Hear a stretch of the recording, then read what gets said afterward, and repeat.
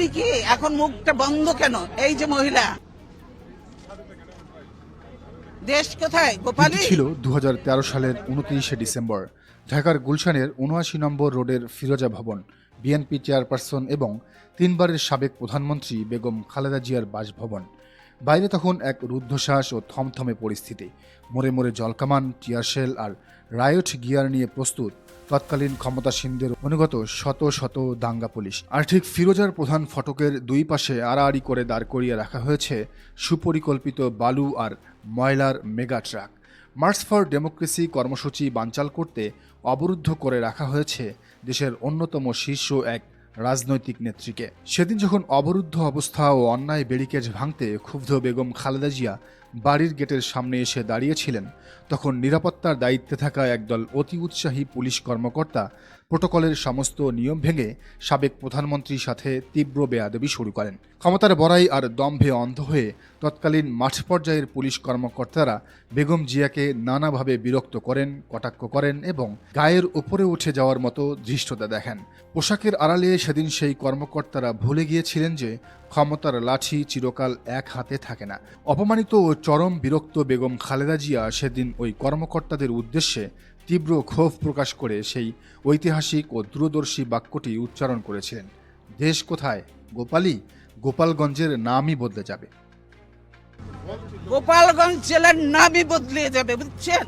গোপালগঞ্জ আর থাকবে সময় না। ঘুরেছে 2024 সালের ছাত্র জনতার ঐতিহাসিক মহাবিপ্লবের পর 2026 সালের ঠিক এই জুলাই মাসে এসে সেই দম্ভের চড়া মাশুল দিতে হচ্ছে ওই কর্মকর্তাদের। স্বরাষ্ট্র মন্ত্রণালয়ের জননিরাপত্তা বিভাগ থেকে জারি করা এক হাই ভোল্টেজ প্রজ্ঞাপনে একযোগে বাধ্যতামূলক অবসরে পাঠিয়ে দেওয়া হয়েছে বিসিএস পুলিশ ক্যাডারের বিতর্কিত শীর্ষ কর্মকর্তাদের।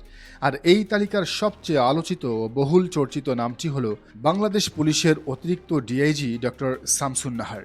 তৃণমূলের মানুষ এবং সাধারণ সমাজ এই সিদ্ধান্তকে স্বাগত জানিয়ে বলছেন, এটি কোনো সাধারণ প্রশাসনিক বদলি নয়, এটি হলো অতীতের অন্যায়ের এক নির্মম এবং ঐতিহাসিক ফল।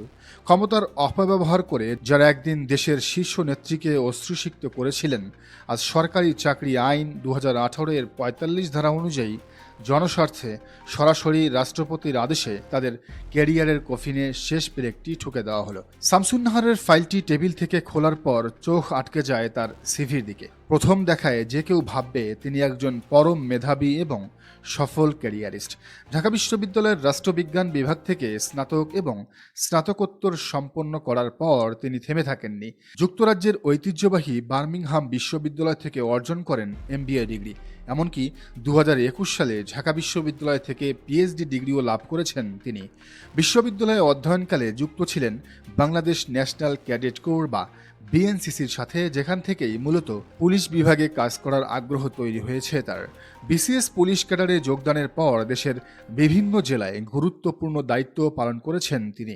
কিন্তু প্রশ্ন হলো, এত উচ্চশিক্ষা, এত বড় আন্তর্জাতিক ডিগ্রি আর পিএইচডি করে কী লাভ হলো যদি তার ভেতরের নৈতিকতা আর ইনসাফের বোধটাই লোপ পেয়ে যায়? শিক্ষা মানুষকে নম্র করে, কিন্তু শামসুন নাহারের ক্ষেত্রে ঘটেছিল তার ঠিক উল্টো। ক্ষমতার কাছাকাছি গিয়ে তিনি রূপ নিয়েছিলেন এক কঠোর দলীয় দোসরে।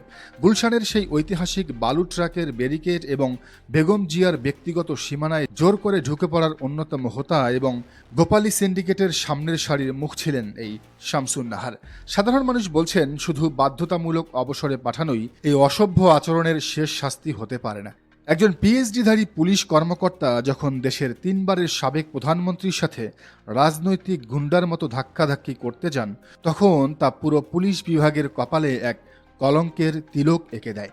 সোশ্যাল মিডিয়া থেকে শুরু করে দেশের সচেতন রাজনৈতিক মহলে এখন একটি খবর সবচেয়ে বেশি ডালপালা মেলছে।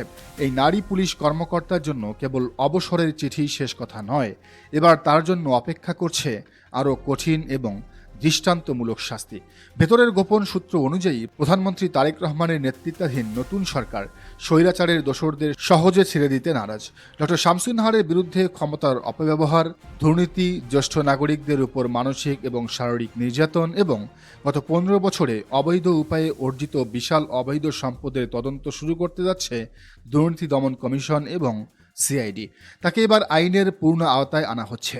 খুব শীঘ্রই তাকে আদালতের কাঠগড়ায় দাঁড়িয়ে জেলের অন্ধকার প্রকোষ্ঠে যেতে হবে। একই সাথে তার নামে এবং বেনামে থাকা সমস্ত অবৈধ সম্পদ, ব্যাংক অ্যাকাউন্ট এবং ফ্ল্যাট বাজেয়াপ্ত করার আইনি প্রক্রিয়া শুরু হয়েছে। যেহেতু ইতিমধ্যে 1/11-এর পর এবং পরবর্তী আমলগুলোতে সাবেক প্রধানমন্ত্রী শেখ হাসিনা সহ গুলশানের ঘটনায় জড়িত একাধিক কর্মকর্তার বিরুদ্ধে হত্যাচেষ্টা এবং নাগরিক অধিকার হরণের মামলা দায়ের করা হয়েছে, তাই শামসুন নাহারের এই কড়া আইনি ফাঁদ থেকে বাঁচার কোনো লুপহোল বা রাস্তা খোলা নেই। শামসুন নাহারের এই পতন আসলে বাংলাদেশের পুলিশ বাহিনীর একটি বিশেষ অন্ধযুগের সমাপ্তির প্রতীক। এই অসভ্য পুলিশ অফিসারদের যদি এখনই কঠিন এবং দৃশ্যমান শাস্তি দেওয়া না হয়, তবে ভবিষ্যতে রাষ্ট্রের প্রতিটি বিভাগে এমন আরও অনেক অহংকারী দানব তৈরি হবে। মনে পড়ে 2011 সালের সেই সকালের কথা। ঢাকার রাজপথে তৎকালীন বিরোধী দলীয় চিফ হুইপ জয়নুল আবেদিন ফারুককে প্রকাশ্য দিবালোকে লাইভ ক্যামেরার সামনে পশুর মতো পিটিয়ে রক্তাক্ত করেছিলেন তৎকালীন ডিএমপির এডিসি এবং পরবর্তীতে ডিবির বিতর্কিত প্রধান হারুনুর রশিদ ওরফে ডিবি হারুন। ক্ষমতার বড়াই দেখিয়ে হারুন সেদিন যে বর্বরতা চালিয়েছিলেন তা দেখে পুরো দেশের মানুষের বিবেক স্তব্ধ হয়ে গিয়েছিল। একইভাবে বিএনপি মহাসচিব মির্জা ফখরুল ইসলাম আলমগীরের সাথেও ঔদ্ধত্য এবং রাজনৈতিক দম্ভ দেখিয়েছিলেন ডিএমপির সাবেক বিতর্কিত কর্মকর্তা বিপ্লব কুমার সরকার। রাজনৈতিক পরিচয় এবং গোপালী তকমাকে ঢাল বানিয়ে এই কর্মকর্তারা নিজেদের আইনের ঊর্ধ্বে মনে করতেন। তারা ভাবতেন তাদের এই রাজত্ব কোনো দিন শেষ হবে না, কিন্তু নিয়তির চাকা যখন ঘোরে তখন সমস্ত ক্ষমতার দম্ভ ধুলায় মিশে যেতে 1 সেকেন্ডও সময় লাগে না। শামসুন নাহারের এই বাধ্যতামূলক অবসরের সিদ্ধান্তটি অত্যন্ত চমৎকার এবং স্বস্তিদায়ক হলেও নতুন বাংলাদেশের আসল লড়াই কিন্তু এখানেই শেষ নয়। বিগত 1.5 দশকের ফ্যাসিবাদী শাসনের বিষাক্ত শিকড় রাষ্ট্রের প্রতিটি রন্ধ্রে রন্ধ্রে সচিবালয় থেকে শুরু করে মাঠ পর্যায়ের পুলিশ ফাঁড়ি পর্যন্ত এত গভীরে গেড়ে বসে আছে যে এখনও হাজার হাজার স্বৈরাচারের দোসরেরা ছদ্মবেশে ঘুরে বেড়াচ্ছে।